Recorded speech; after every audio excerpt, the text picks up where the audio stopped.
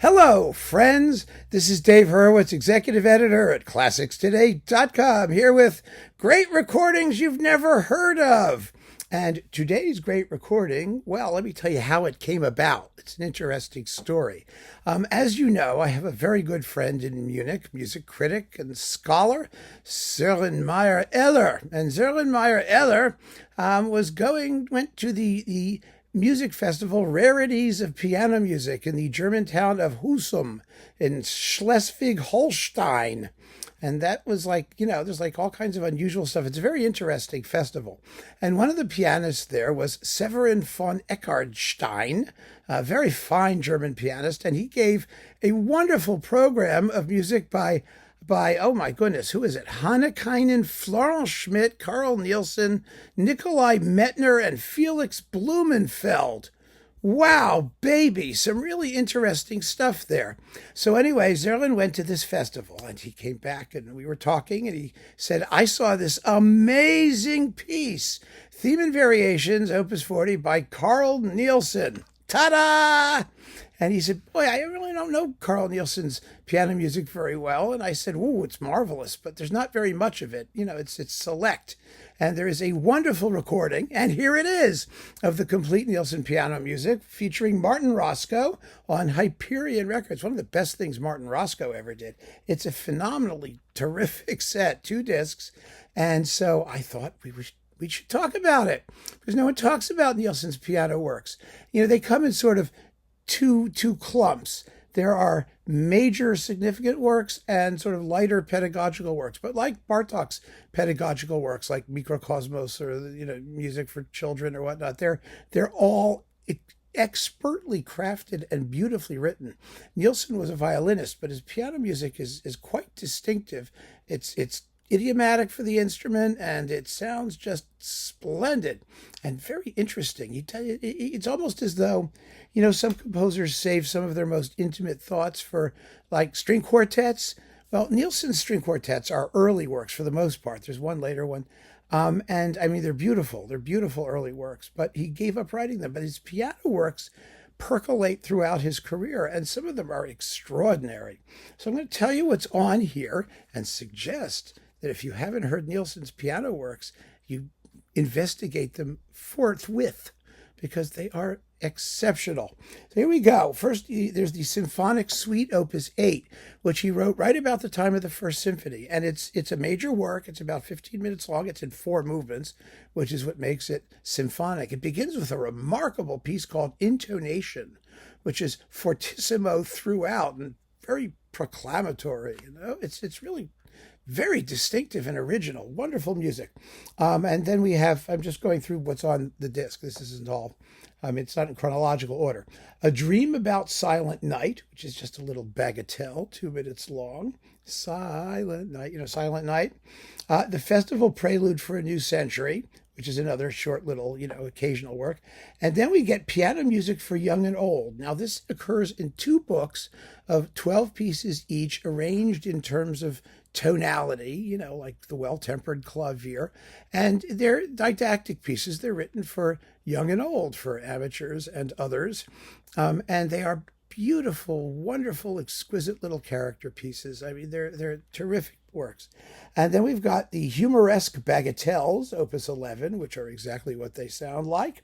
Then there's a short little piano piece that's just a piano piece. It's called Piano Piece. That's 40 seconds long, not like a big deal. There's a very early 5 piano pieces, Opus 3, which lead up to the big symphonic suite, Opus 8. And then, Opus 32, we're getting into the late stuff. There's a chaconne.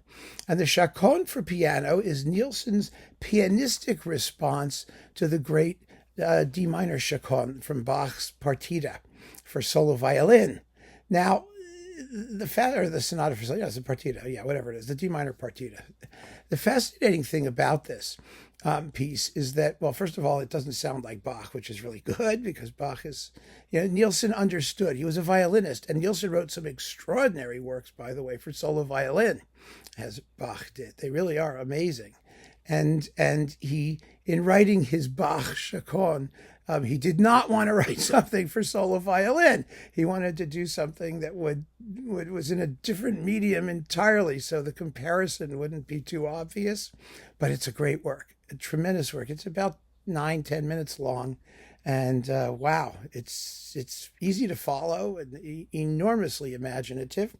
And then we have the Theme and Variations, Opus 40, which my buddy Zerlin saw in Husum, and wow, what a wonderful work it is. He's right. I mean, after he said he saw it, I ran out and listened to it again because I hadn't heard it in ages, of course.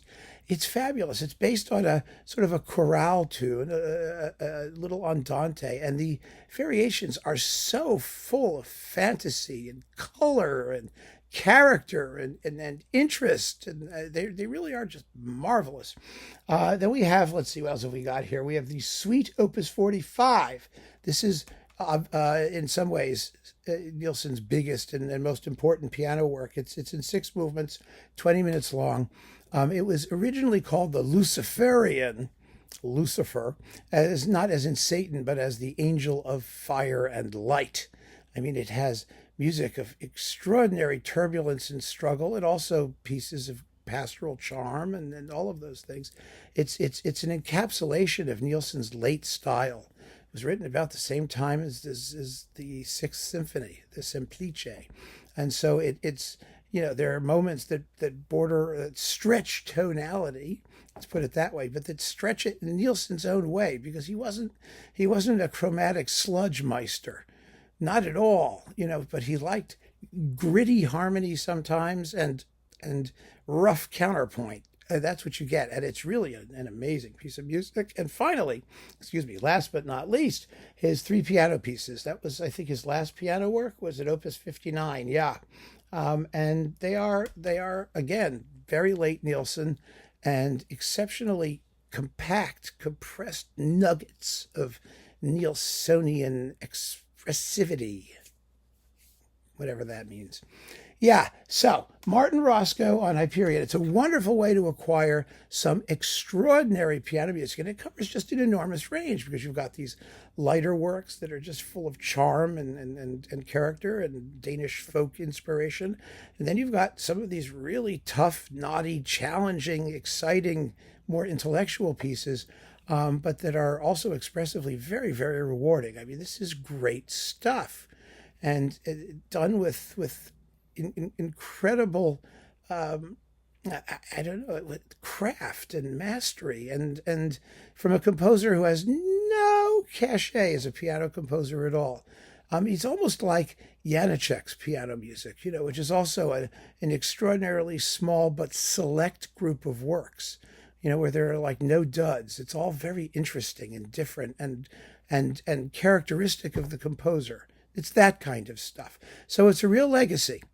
And if you've never heard it before, you heard it here. You heard me talk about it here. Now you have to go listen to it, because it's like I said, there's just some amazing stuff here. So keep on listening, friends. Thanks for joining me, and do take care.